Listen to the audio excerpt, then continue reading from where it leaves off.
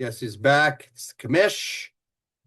Back here with another draft preview. This time it's a Ryan and the Van Isle Echidnas. I want to call you the Enchiladas. That's what it looked like at first. Anyways, for Orion, how's it gone? It's gone tier 2 down to tier 3, now back up to tier 2 as the last qualifier, I believe you were last year, which puts you in an interesting position, but I still think that you have a decent team. You're just not managing it properly right now, and that's going to be the main part of this preview here today. So I'm just going to share my screen. We'll get right into it, and we'll talk about what's going on here. And I would expect if you do watch this preview, we'll see some changes immediately, but who knows? Anyways, there we are. There's an echidna. I think it's enchilada. Here we go. Current keepers. Well, you got JT, Bell Cow in Indianapolis. I mean, probably a pretty good keeper, obviously. He's going to get most of the carries. The only thing that scares me about JT is he does have a lot of miles, even if coming out of college. And the years are getting up there, but he's been durable for the most part. So then you got Cooper Kupp, changed teams, right? He's in Seattle now. Washington loves this guy. I believe he played college there, so he's a Washington product. So, will he be a fan favorite? I don't know. He came from the Rams, though, right? So who knows?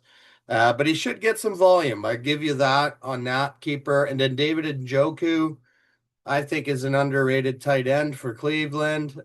He does get a lot of red zone targets. So he's not a bad guy to have, but he is touchdown dependent. And then this is where things get interesting. Why are you keeping 3 IDPs? You got aging Bobby Wagner. Like, come on, man. Like, he's definitely lost a step. I think your IDP keepers, either Max Crosby or Derwin James. Because I'm looking at your team, Jaden Daniels, not a keeper. Like, what the hell is going on? Nico Collins, WR1 in Houston, not a keeper. You put those two guys in, all of a sudden that changes the complexion of this team. And I just don't understand why that hasn't happened yet, to be perfectly honest with you. When we look at your draft pick scenario, well, coming in as last qualifier, no 2 and no 4, the previous owner traded it on you. So that will have an impact, I think, early on. You do pick 12th, which is a little bit later in the round, obviously. 16 teams with tier 2, which does thin out the player pool as well. But yeah, that big gap from 12 to 44 is going to be interesting. And I did get the picks right this time, unlike on my preview. When I look at your likely first pick at 12, I said for mine, RJ Harvey or Caleb Johnson, but I think for you, that's where these guys are probably going to land, around 12th in the draft. And that'll be an opportunity for you to pick up another running back, especially since Daniels and Nico Collins are not running backs. Obviously, it's QB, wide receiver.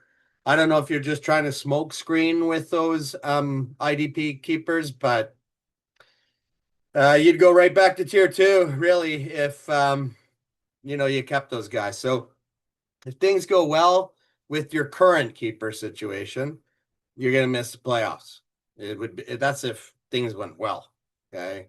I think you're going to change things, and maybe these storylines would be different, but you've come unprepared. If things go bad, back to tier 3 just as soon as you came here. So, your friend is moving up quite nicely. Jake, I think, is his name. He's a great owner. You've been able to match him so far with this move up as the last qualifier, but we'll see now that you're in the same division as well as myself there. So you're going to have some problems. Commentary for your review the keepers. That's all I got to say. You know better. You know what it's going to have to take to get to tier 1, to be with your brother. And keepers like that ain't going to do it. Get your act together, Orion.